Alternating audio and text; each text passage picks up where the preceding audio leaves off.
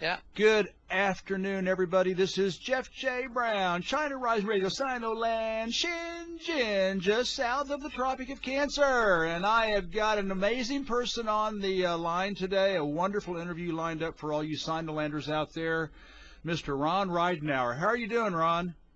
Yeah, fine. I've just been in the water and I'm fresh, so I'm ready. Ron lives in Denmark, and we'll find out more about that later. Let me read you his short biography, which does not do justice for what this man has done in his life. But in any case, a short introduction. Born in the military empire, Ron Ridenour rejected the American dream in 1961 and has since acted as an anti-war solidarity and radical activist. He has lived in many countries and worked as a journalist, editor, author, translator for 4 decades, including for Cuba's editorial Jose Marti and Prensa Latina from 1988 to 1996. He has published 6 books about Cuba: Backfire, the CIA's Biggest Burn, and Cuba at Sea, plus the Russian peace threat, Pentagon on Alert, Yankee Sandinistas, Sounds of Venezuela, and Tamil Nation in Sri Lanka. And I am posting in the article on ChinaRising.puntopress, puntopress.com. I am printing out or posting his what he calls his CV, his curriculum vitae. His life is amazing and inspiring, and it's just too long. It's just too long to read or right now. But we're going to learn more about him. Ron, thank you so much for being on the show today. Yep, that's fine. Thank you. It's going to revolve around his newest book, which is the Russian peace threat, and it's an amazing book. And but before we get started, and maybe Ron, besides your short bio, just tell us a little bit about yourself and growing up in America. People like to hear about how people were able to overcome shall we say an orthodox upbringing. About growing up in America, was your family upbringing, was it normal, different? I mean, were your parents saints, hippies, patriots, right-wing religious nuts, rebels? How was your youth? Right. Well, I think you would call them normal WASPs, American dreamers. The land of opportunity, working class. My father's family had been small farmers and kicked off their land by large corporations without understanding the ramifications. My father, I was born in Ohio, and in a little town, and my father I was born in 39. My father went into the military in 41, just after my brother was born, and my mother was pissed at him because he could have gotten out of it because he had 2 young children. But he was a patriot and wanted to fight, at that time, the Nazis. He later wanted to fight the commies. Anyway, when he came back from the war, my mother had a child with somebody else, so they got divorced. I was partially raised by her mother, and then when he got remarried, I went to live with him, and my brother went to live with my mother and her new man. The most important, there were 2 most important things in my life, I think, before I became reborn, so to speak.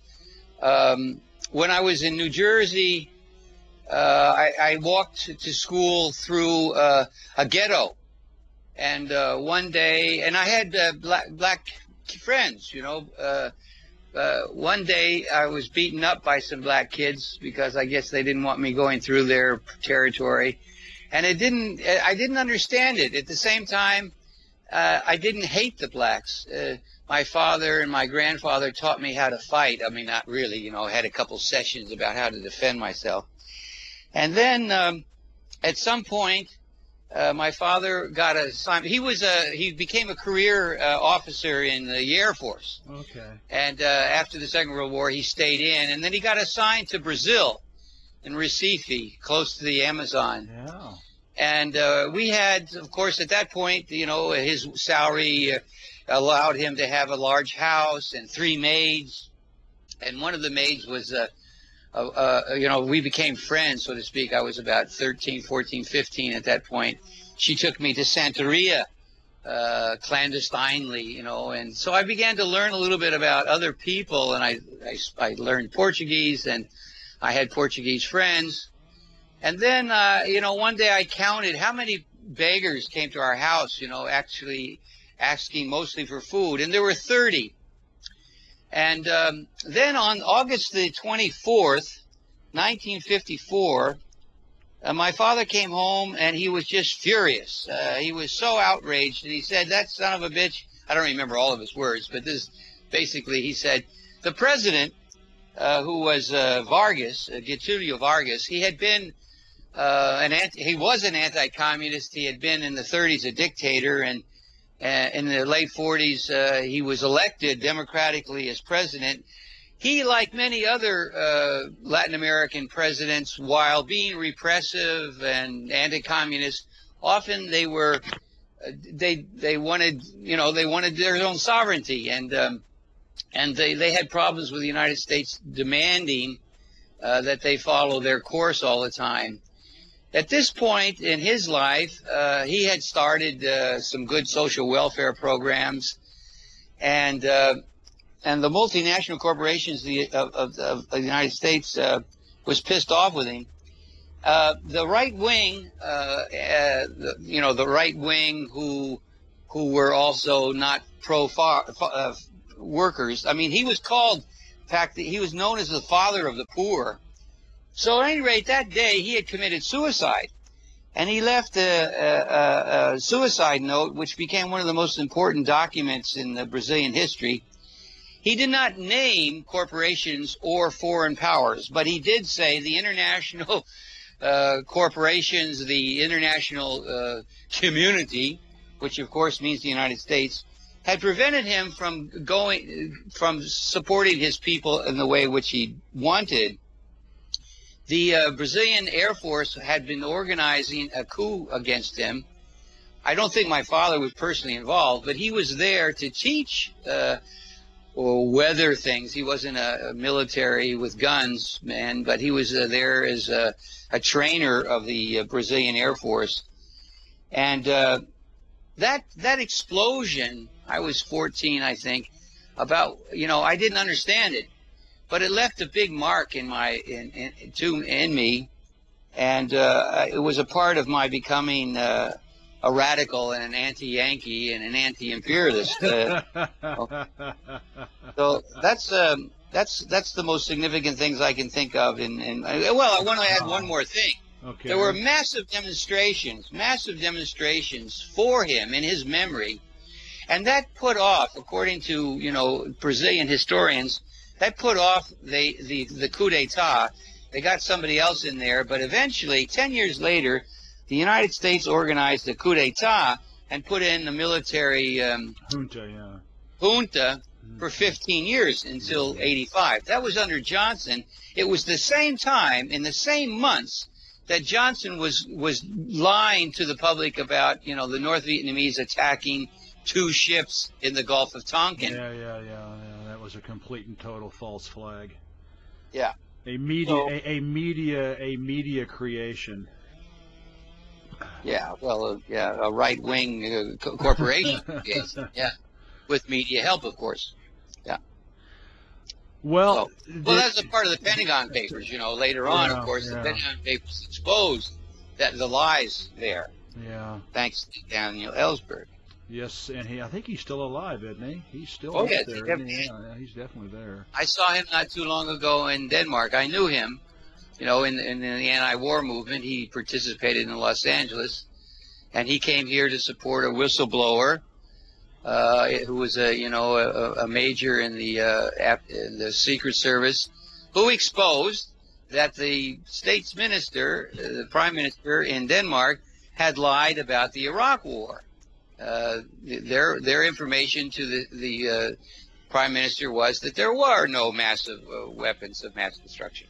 Mm-hmm. So he went to jail, and the prime minister got nominated by the U.S. to be the NATO general secretary. And and that's Anders Fogh Rasmussen. Oh, really? I didn't know he was Danish. Okay.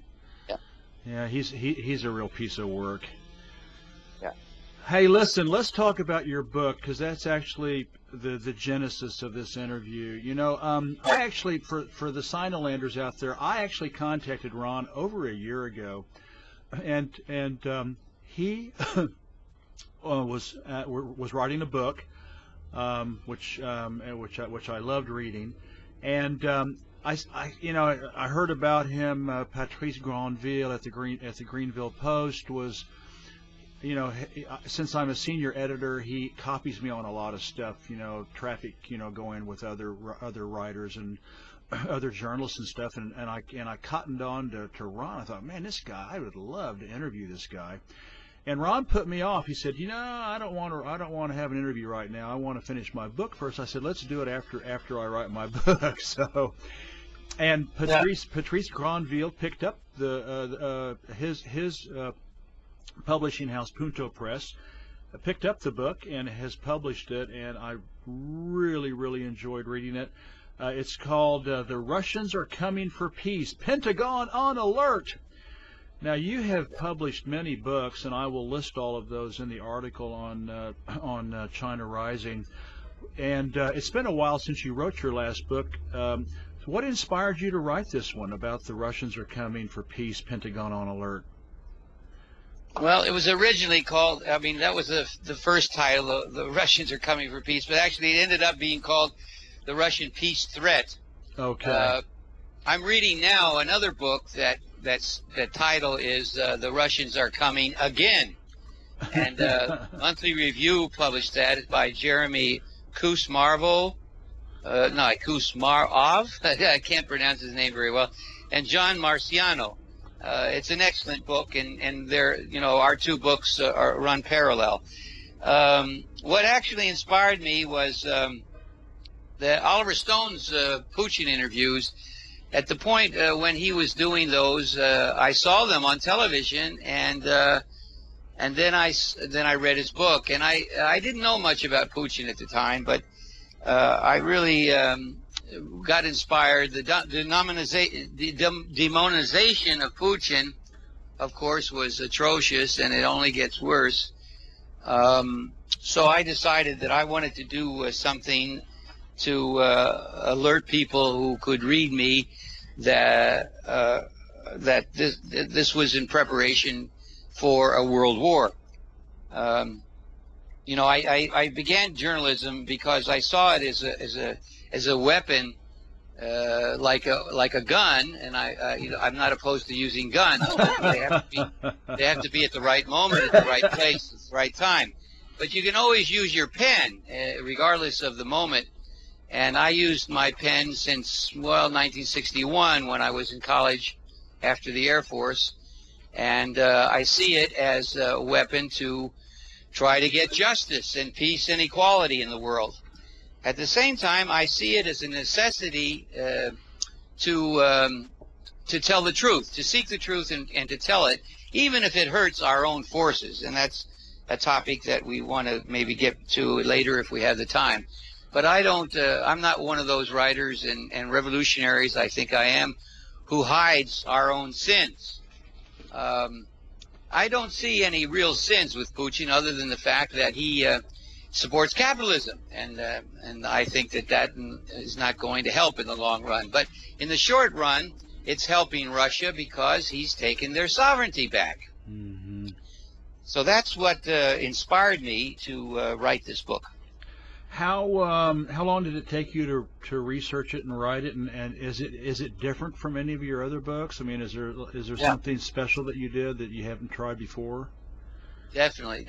I didn't know it at the time.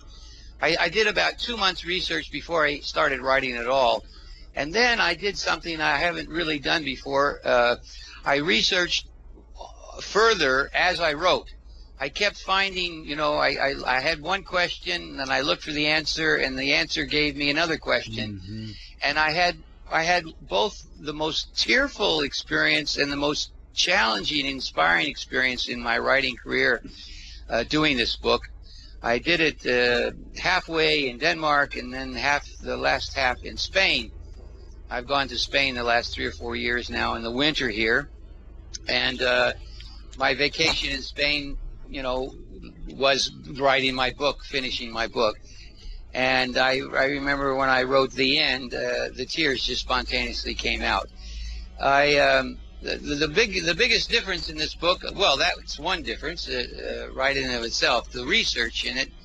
But it's also, it would not have been possible for me to do had I not been an activist and a conscious journalist, author for, 57 years. It's, you know, it's basically, there's a little bit of memoir in it. There's a little bit of, I put myself in it in a context in which there are events that I participate.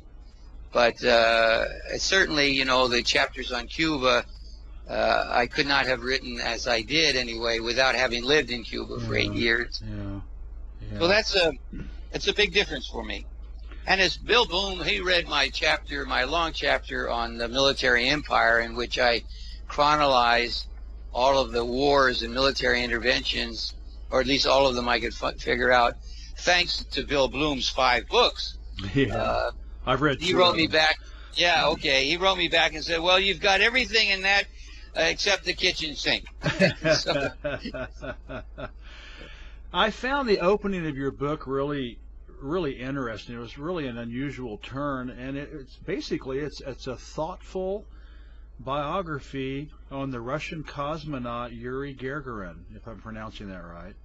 yeah, He was the first person to travel into space and orbit around Earth. Most people around the world maybe know his name, but what was your intention with the readers to start your book with a biography about Mr. Gagarin, and what makes Gagarin's story so compelling? Yeah, right. Well, you know, in my research, I realized I found that the day that he traveled around the Earth, the United States launched ships from Guatemala to Cuba to start the Bay of Pigs. Yeah.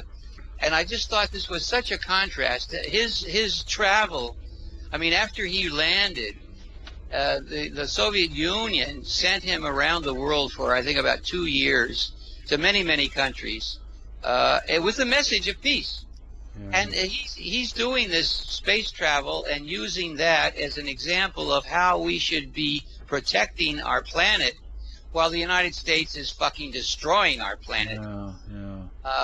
And it's like The Ugly American, you know, this great novel that Burdick and Lederer wrote. It reveals the kind face of this Russian who was loved by everyone who knew him. He was just one of the most lovable persons in the world. Mm-hmm. And the ugly American, whoever he is, whatever his sex, whatever his fucking goddamn religion is or anything, who sits in the White House, and all of their warmongers in the Pentagon and the CIA, they are all ugly Americans. And here we have a peaceful Russian, and he sets the stage for me to come to Putin over the next decades. So and you also have a really wonderful biography about Vladimir Putin, and he is one of my heroes, and you go all the way back to his childhood and where he grew up in his neighborhood and his parents, and all the way up to the present. Well, I think you got 2014 or something like that. But tell us why he impresses you, Putin. Well, because he clearly, like Khrushchev, is a man of peace. Now, a lot of people will think this is, really crazy for anybody to be thinking that the Russians stand for peace. But if I had been Khrushchev in the missile crisis time, I probably, I would have been more inclined to push the button. And we don't need me to be there. We need Khrushchev and Putin not to push the button. And that's exactly why the United States ruling class with its two factions at this point think that they can get away with surrounding Russia, making wars in the Middle East, now probably, ready to invade Iran. They think that he is a pussy, that he won't fight back. And they get that from the fact that, they remember that Khrushchev was the real person, along with Vasily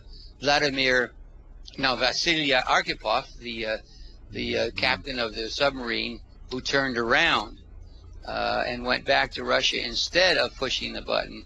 I'm talking about the missile crisis. Yeah. I wrote an article about that. Okay. A couple of years ago. Yeah. So, it's just like the one thing that Trump says that's true out of all the lies that he tells is there is this phenomenon, the fake news. And Putin is disciplined. He is thoughtful. He does not get rattled. He has regained the sovereignty that Yeltsin lost. And he's a superb statesman. Yeah.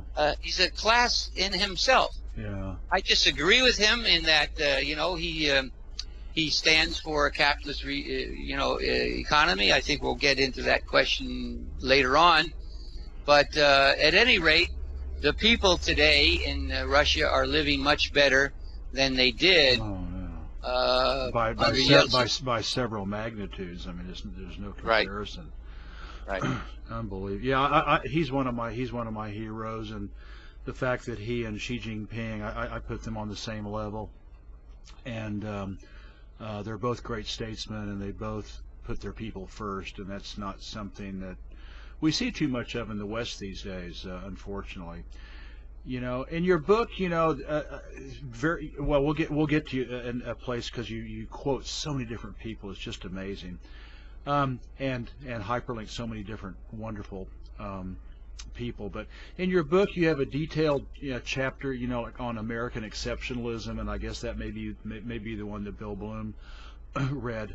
The time frame of Western Empire, depending on which quotation you use, is targeted as 100 years ago, starting 100 years ago, 500 years ago, 1,000 years ago.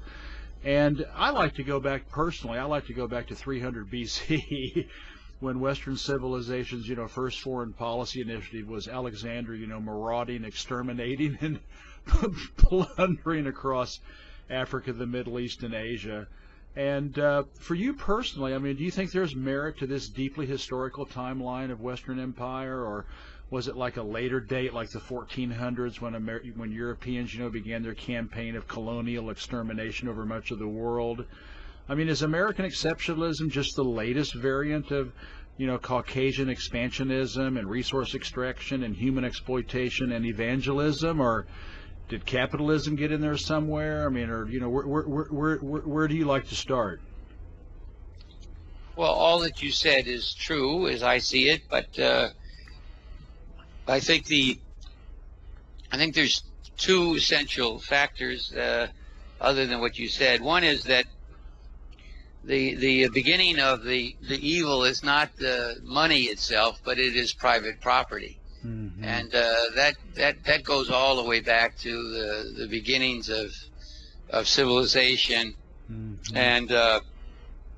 And then we have, of course, Europeans coming to the United States, which could easily be seen as the land of opportunity, not only for the colonialists and the rich in Europe, but for some of the working class and some of the downtrodden and some of the religious persecuted in Europe, who could come to the Americas, not just the United States, but all the Americas, and strike it rich. That was the idea, as long as they had no qualms about committing genocide and indulging in slavery and racism, and the ruling class with some scientists created the notion that non-white people, people of color, mm-hmm. were inferior. So this was a major difference from other places, because it was a huge area, and and if you had gunpowder and smallpox diseased blankets, you could overcome the Native Americans, although many of them fought valiantly to try to preserve their way of life and their own sovereignty, but they lost out to the greater force. So the land of opportunity is great, and it does make a difference even today, because it's just geographically, the United States is almost like an island. I mean, it does have land to the north and to the south, but there's two huge oceans on both the east and the west, and it's far enough away from Europe and Asia that they can better defend themselves than other countries, and they can use their geographic area to launch attacks against the other parts of the world. Yeah, good comments. A common theme throughout your book, including the title, the Russian peace threat, is that the West has been and continues to relentlessly aggress the rest of the world. I mean, it's just like there's almost no place that they don't. Whereas other countries like China, Russia, Venezuela, and Iran, and there's many others, I don't want to list them all, are trying to reshape humanity in a peaceful and mutually, beneficial model. And it's something that's always perplexed me, and I would like to get your take on this, is that given that the West has been so corrupt and genocidal and imperial for so long, why don't these and many other, aggrieved countries stop diplomatic relations with what I call Eurangloland, which is basically Western Europe, NATO, Australia, New Zealand, and Israel? And why don't they stop diplomatic relations? Why don't they boycott their goods and services? Why are they so painstakingly indulgent and forgiving with such a confirmed, evil force? What do you think? Well, that's the most important question of our times, Jeff. There's just no doubt about it. And I think you should ask that question of your comrades in China. In my opinion, the Chinese have backpedaled what they should be doing. They have not really taken on the United States, nor has Russia. And of course, Iran and Venezuela cannot. They're not strong enough. But the real, the one word answer is capitalism. They're partners. It's competition. It's like part of the reason why the capitalist class of the United States is against Russia is because they have a capitalist economy, and they're competitors. China has more investments in the United States than any other country or any other one entity. And so, of course, if they, and from what I know of political economy, if they pulled out, if I was the leader of the world, or China or Russia, I would pull everything out, and the United States economy would crash in a day, and then Europe would crash the next day. But of course, we would have world chaos. And probably World War III.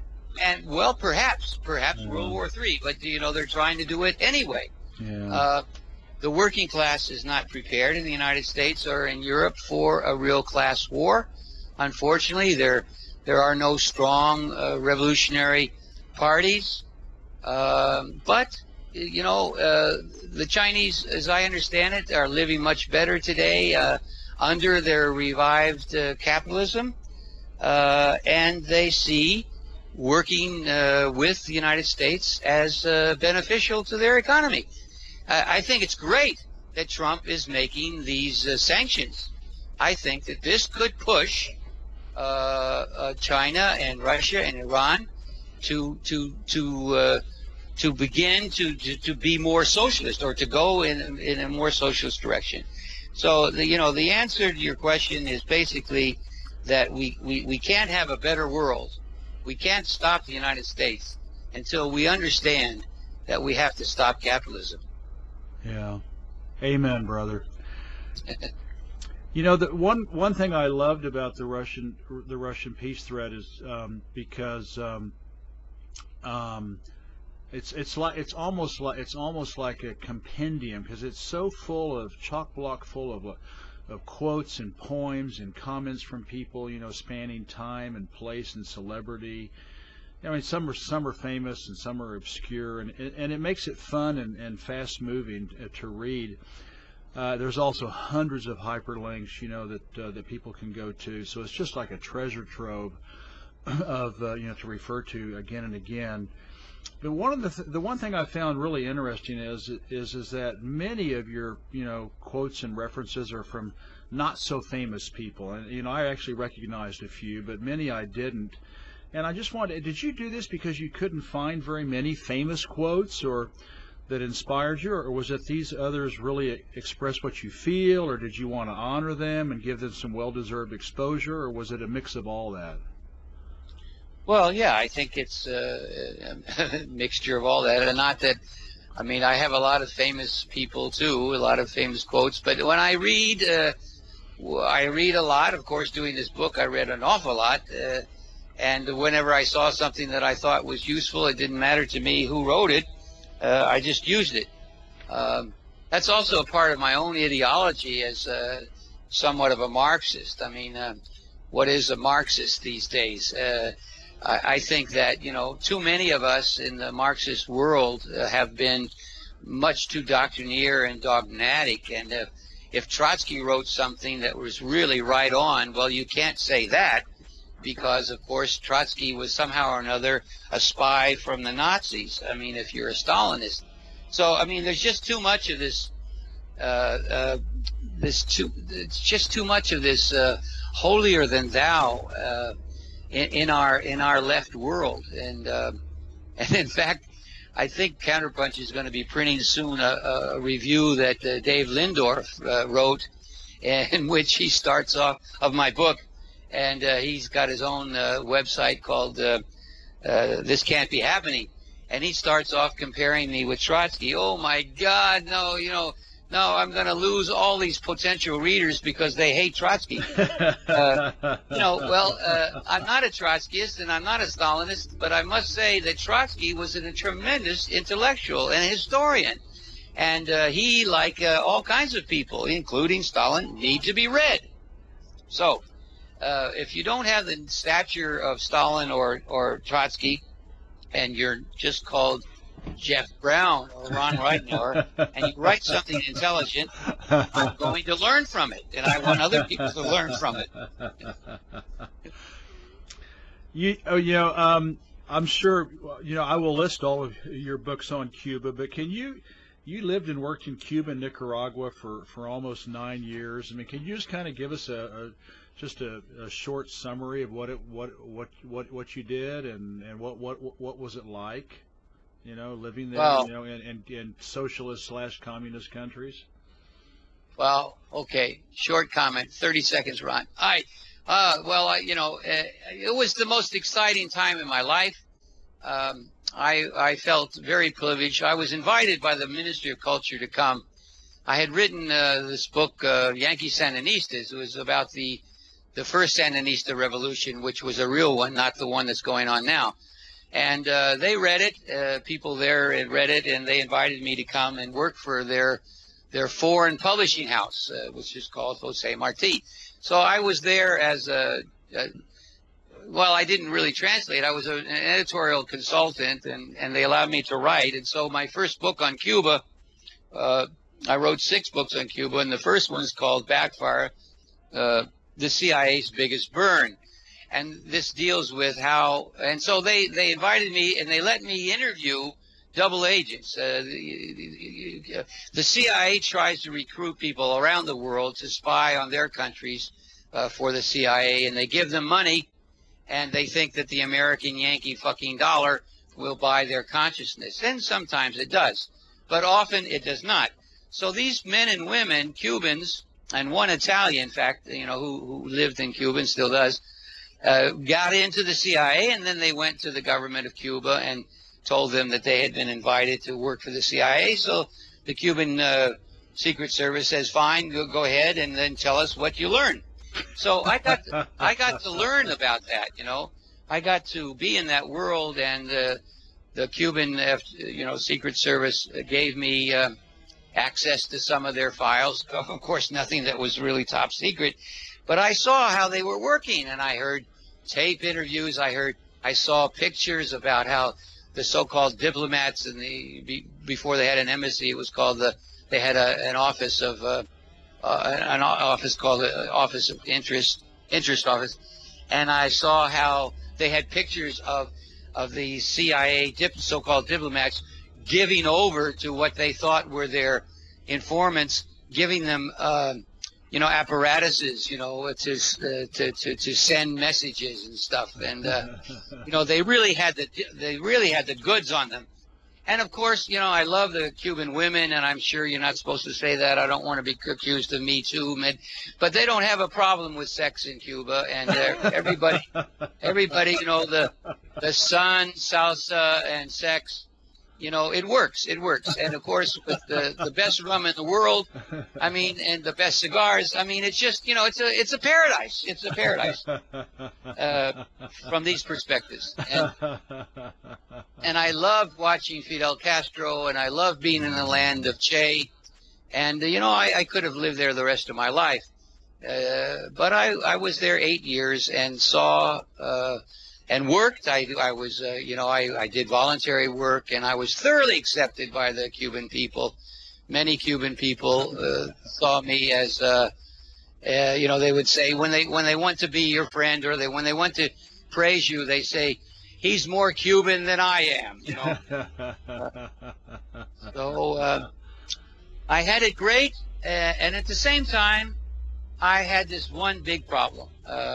Living in a country that tries to create a socialist economy, it tries to follow through with a Marxist-Leninist ideology, it did not allow the people to rule. And I think that is the largest, the most important mistake that all the Communist Party-led governments in the world have made. And it's, of course, it takes another interview for us to get into that. Absolutely. And we can talk about, of course, and we always have to say it's the fault of the United States and the boycott, the blockade, the embargo, etc. And much of it is, of course. The same thing can be said about the crimes of Stalin, that much of it was forced upon them. And it doesn't, of course, you can be paranoid and not really paranoid because it's real. The threat of the United States empire is real. And of course, you end up making some mistakes, but we also end up making some sins. And even when we're atheists, there is this concept to me of doing things that are sinful. Now, Cuba never did any of these things. They never massacred people, shoot them down on the streets, torture them in prisons. I'm sure of that. But they did not have the confidence, what I think is necessary to have, in the working class to eventually rule, to have the dictatorship of the proletariat. So people got sick and tired, and they are today, of not being able to have significant say. So you would find all the time people in the fields. I worked a lot in the fields and in a factory and building houses in my spare time sometimes, or doing it for a week or a month. And I always saw people that stand around and talk and smoke cigars and have a sex break and don't work so hard because they say, well, we can't make decisions. We don't, it's not up to us. We don't get to say what we should produce and how we do it and where we do it. And so they developed a lot of lethargy.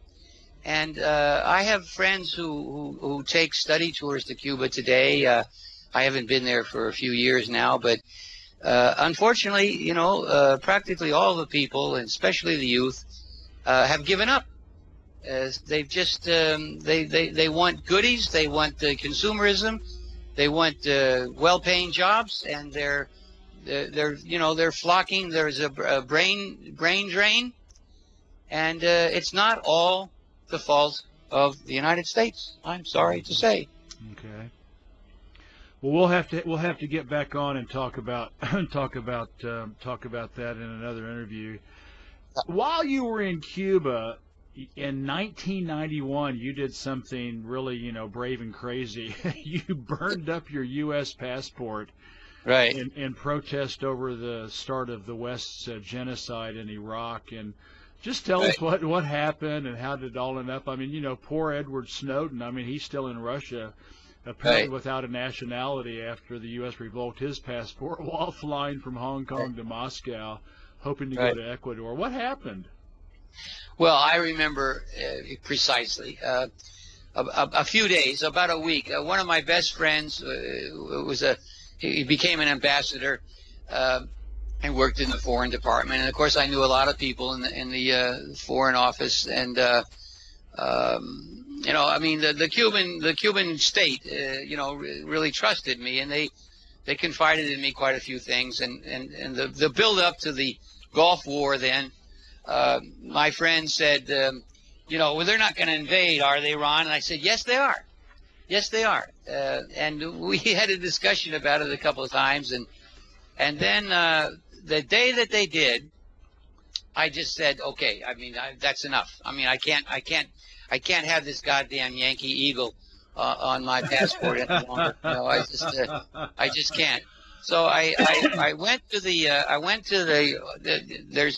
there's not a compound. I mean, it's a building. It was owned. The Swiss government loaned the United States this building to have an office of interest, and the Cubans had an office of interest in Washington. Yeah. So I walked up to there, and I was about to burn my passport when Cuban police came to me and said, "What are you doing?" And I told them what I was doing. They said, "No, you can't do that. You have to."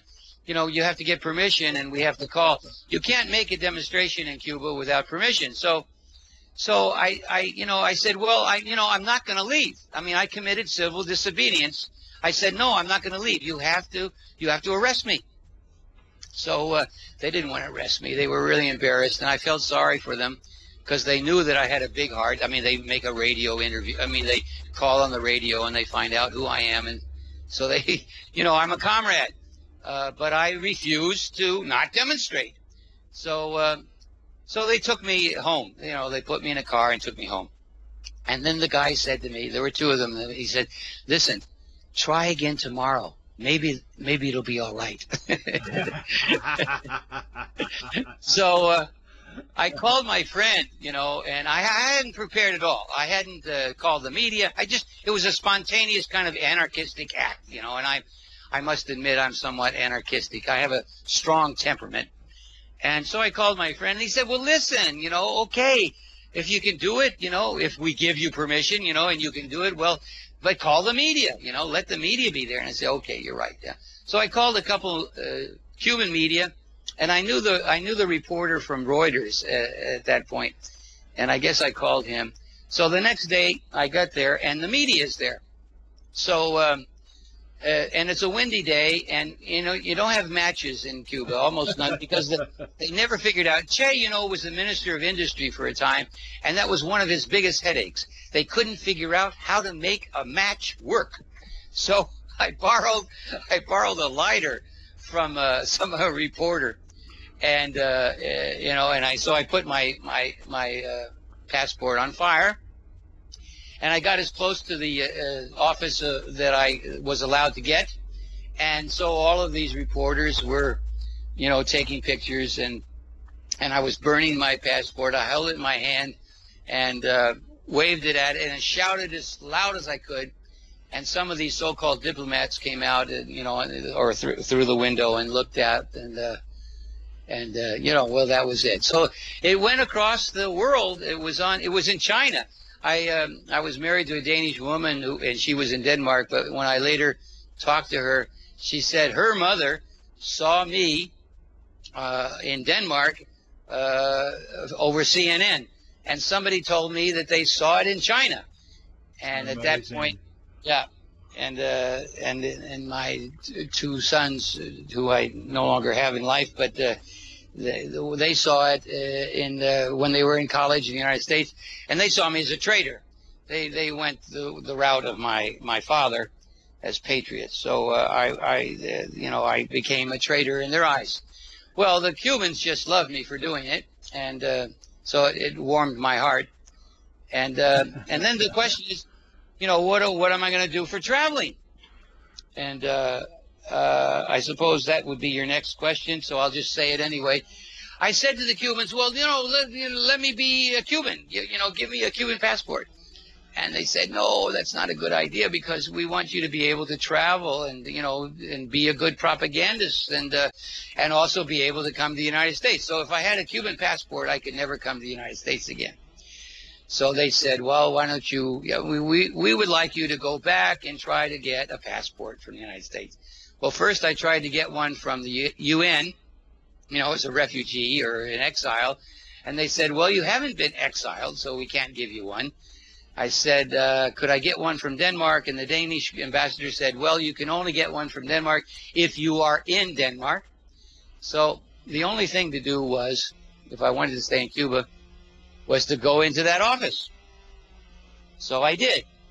And it turned out that after some time, they said to me, we will give you a passport on the condition that you don't burn it again, or we'll never give you one again. And you can get it, you have to get it, we'll give you one for a year, and you have to renew it wherever you are for each year for the next 10 years. So that's what happened. Amazing. So do you have a Danish passport, or do you have an American passport? Well, I still have a Yankee passport. I tried to get a Danish passport, but just when I was trying to get it, a racist government made a rule that you have to get a passport in Denmark to be a citizen. You have to be a citizen. You have to sign a document that is like pledging allegiance, to the state. And you have to tell us every place and every time you have been arrested, no matter whether you're guilty or not. Now, in my case, I wasn't. It doesn't matter to me because all my arrests are political. But it's just the principle. You don't give Goebbels, the information to try you. I mean, you don't turn over to the state information that could incriminate you. So I tried to make a court case about it in Denmark, and I lost. So I was not going to say Zig Heil to this so-called social democratic state. So I unfortunately have a Yankee passport. Well, speaking of that, are you a member of a socialist or communist party? I mean, either way, why or why not? Have you now, or have you ever been a communist? Yes, right. Like right. in America in the McCarthy time, right. And today. Yeah.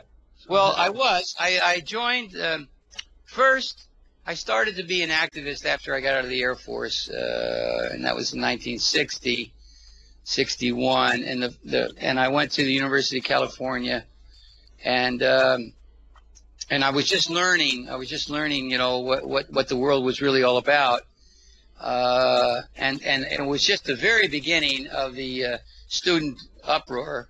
And it was even before. I was one of the first to protest against the Vietnam War, as a matter of fact, in 61, I think it was.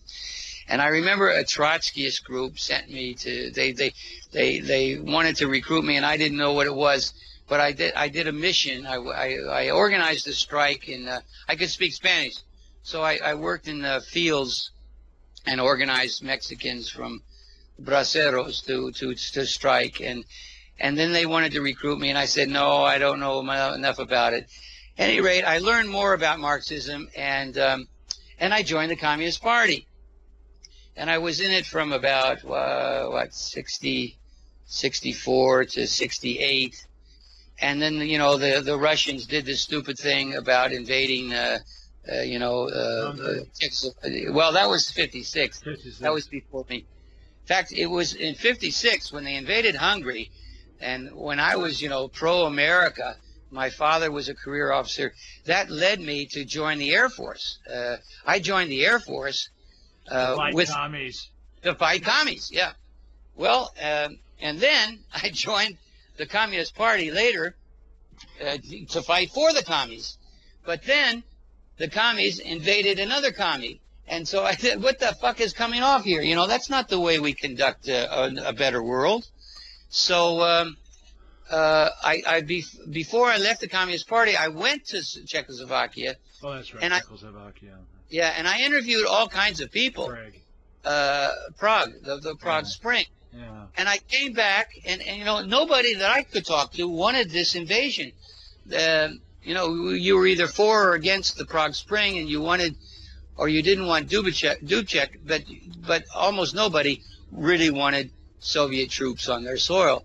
So when I came back to the States, I wrote articles there were two Communist Party newspapers, and I wrote for one on the West Coast. The editor wanted to print it, but the top bosses in New York refused to print my pieces because they supported the invasion. So eventually I had to leave the Communist Party, but not just for that alone. I learned that the Communist Party were not communists. I mean, they were not revolutionaries. Basically social democrats. I came, you know, later on I came to Denmark because I married a Danish woman. I tried the Communist Party again here because they opened up. They said everybody can come if you see yourself as a communist. We're going to talk about a new program. We're going to talk about what went wrong in Russia. But they didn't come up with a revolutionary program. So I had to leave them as well. I have not been able to find, unfortunately, Jeff, a communist party or a revolutionary party that I can agree with. Now, maybe that's my problem because I'm too much of an individualist, but I'll tell you, it's very lonely. I don't want to be a lone fighter. It's I know I'm less effective. I know that a collective is the most effective, but I have just not been able to find a collective that I consider revolutionary. And you know, you know, after the Communist Party, you know, after I left that in the 60s, 68, I stayed in the United States until 1980, and I was always active. I was in all kinds of, you know, small groups, and always trying to work against the war, trying to bring groups together. And as I understand what's happening in the United States today, it's more or less the same as then, although not nearly as radical and militant. But you've got all these small groups, you know, fighting each other. The infighting of the left is terrible. You know, and in Denmark, there is no left to talk. You know, everybody seems to want to have influence. You know, these so-called progressives in the United States, they make me sick. I mean, you know, they are sucking, you know, the genitals of Obama and Clinton, and you know, it's just you know. So I'm alone, but I don't want to be alone. Amazing story, Ron. You are quite an inspiration. And when you read, when everybody goes to ChinaRising.puntopress.com and reads his long bio, I mean, he has just scratched the surface of everything that he's done. I'm also going to list his 10 published books, including the newest one, The Russian Peace Threat, Pentagon on Alert. I have the 2 links, Amazon and Ganshi, where to buy his newest book, which I thoroughly enjoyed reading. I will also list his Facebook address, and I also have a link for a wonderful book review that John Rachel, another writer, wrote about your newest book. Ron, thank you so much for being on the show today. You're really an inspiration for all of us, and I mean, you have led a life of resistance and rebellion and principle and social justice and peace and supporting the 99% and fighting like hell against the 1%. So thank you for all that you've done for the human race. Well, thank you very much for the praise and the opportunity to speak to some more people. Well, we'll maybe get you back on, maybe talk about China, socialism with Chinese characteristics and. Oh yeah, I'd like to. I'd really like to hear I think we have a good dialogue idea there. You know, you know it well from the first hand, and I know it from afar. So let's do that. We can do some dialectical comparisons with Cuba and China. Yeah, that would be great. Really. Yeah. All right, Ron. Hey, thanks a million. One more word. I'm sorry. I want to tell people that the most important journalist in my life was Wilfred Burchett. Yeah, And I really suggest that everybody read his Memoirs of a Rebel Journalist. And in it, he has 4 reasons as to why he became a journalist on page 59. I suggest to everybody you look it up, and that's what I have followed, Wilfred Burchett's path. yeah. And he has a lot to say about Vietnam and China And Korea.